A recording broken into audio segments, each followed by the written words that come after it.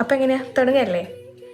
ഇന്ന് നമുക്കൊരു skin care നോക്കാം. നമ്മൾ പ്രഗ്നൻസിയും ഡെലിവറിയും ഒക്കെ കഴിഞ്ഞതിന് ശേഷം ഈ അമ്മമാരൊക്കെ പ്രത്യേകിച്ച് സ്കിൻ കെയർ ഒന്നും നോക്കാറേ ഇല്ല, ഇൻക്ലൂഡിങ് മീ നോക്കാറേ ഇല്ലായിരുന്നില്ല.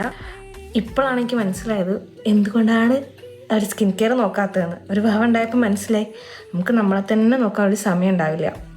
4 പ്രൊഡക്ട്സ് വാങ്ങിച്ചിട്ടുണ്ട് തിരിച്ച് എങ്ങനെ സ്കിൻ കെയറിലേക്ക് വരാൻ വേണ്ടിയിട്ട്. പ്രൊഡക്ട്സ് നല്ലതാണെന്നൊക്കെ കുറേ റിവ്യൂ ഒക്കെ കണ്ടു. അപ്പം എങ്ങനെയാണ് ചെയ്ത് നോക്കാം എന്ന് വിചാരിച്ചിട്ടാണ്. പഴയ പോലെ ആവണം എല്ലാവർക്കും ആഗ്രഹം ഉണ്ടാവും, എല്ലാ അമ്മമാർക്കും പ്രത്യേകിച്ച്. നമ്മൾ ഹോർമോണൽ ചേഞ്ചും ഒക്കെ കാരണം നല്ല മാറിയിട്ടുണ്ട്. നല്ല പിമ്പിൾസ് ഉണ്ട്, പിമ്പിൾസ് കാരണം നല്ല ഡാമേജ് ഉണ്ട് ഫേസ് തന്നെ. അപ്പം നമ്മളെ നോക്കിയിട്ടില്ലെങ്കിൽ വേറെ ആരും നോക്കില്ല. ഞാൻ വിചാരിക്കുന്നത് ഇന്ന് മുതൽ അങ്ങനെ സ്കിൻ കെയർ ചെയ്ത് തുടങ്ങാം. ഇൻസ്റ്റയിൽ എപ്പോഴും റീൽ കണ്ട് പോയി നോക്കിയപ്പം നല്ലതാണ്, ഒരു സ്റ്റാർട്ടിങ്, ഒരു റീസ്റ്റാർട്ടാണല്ലോ, അതിന് നല്ലൊരു പ്രൊഡക്റ്റാണെന്ന് കണ്ടു.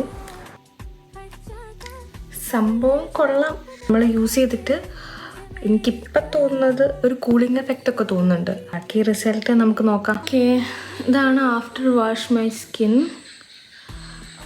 കുഴപ്പമില്ല, പെട്ടെന്ന് വിസിബിളായിട്ടുള്ള വലിയ മാറ്റമൊന്നും എനിക്ക് തോന്നുന്നില്ല. നമ്മളൊരു 1 വീക്കൊക്കെ നോക്കിയിട്ട് എങ്ങനെയുണ്ട് റിസൾട്ട് എന്ന് ഞാൻ റിവ്യൂ പറയണ്ട കേട്ടോ. അപ്പോൾ എല്ലാവരും വീഡിയോ കണ്ട് ഇഷ്ടപ്പെട്ടെന്ന് വിചാരിക്കുന്നു. ഫോളോ ചെയ്യുക, സപ്പോർട്ട് ചെയ്യുക.